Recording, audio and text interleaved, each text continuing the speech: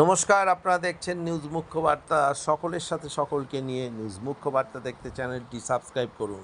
পশ্চিম বর্ধমান জেলার 9টি আসনেই পরাজিত হলো তৃণমূল কংগ্রেস।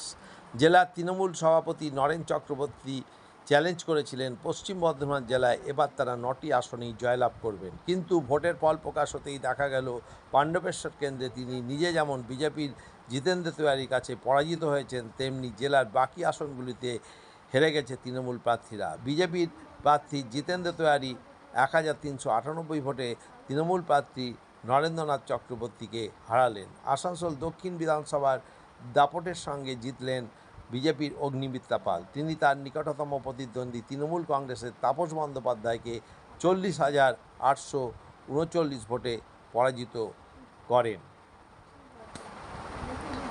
বারাবণী বিধানসভার কেন্দ্রে বিজেপি প্রার্থী অরিজিৎ রায় তৃণমূল কংগ্রেসের প্রার্থী বিধান উপাধ্যায়কে 6,000-এর বেশি ভোটে পরাজিত করেছেন। জামুরিয়া বিধানসভার বিজেপি প্রার্থী ডক্টর বিজন মুখোপাধ্যায় 10,000-এর বেশি ভোটের ব্যবধানে হারিয়েছেন তৃণমূল প্রার্থী হরেরাম সিংকে। আসানসোল উত্তর বিধানসভায় কেন্দ্রের রাজ্যের বিদায় মন্ত্রী তৃণমূল কংগ্রেসের মলয় ঘটককে হারিয়েছেন বিজেপি প্রার্থী কৃষ্ণেন্দু মুখোপাধ্যায়। কুলটিতে আগেরবারের বিজয়ী বিজেপি প্রার্থী ডক্টর অজয় পোদ্দার এবারও জিতলেন। তিনি হারালেন বিদায় মন্ত্রী মলয় ঘটকের ভাই অভিজিৎ ঘটককে।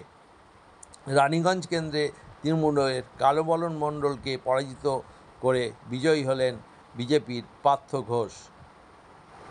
এদিকে মন্ত্রী মলয় ঘটকের মতোই আরও এক বিদায় মন্ত্রী দুর্গাপুর পূর্বের তৃণমূল প্রার্থী প্রদীপ মজুমদার হেরে গেছেন বিজেপির যুব নেতা চন্দ্রশেখর বন্দ্যোপাধ্যায়ের কাছে।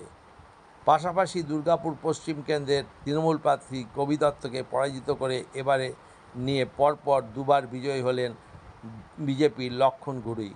গত 2021 সালের নির্বাচনে এই জেলায় 9টি আসনের মধ্যে তৃণমূলের দখলে ছিল 6টি, 3টি ছিল বিজেপির দখলে। এবার গোটা জেলাতেই বিজেপির জয় জয়কার।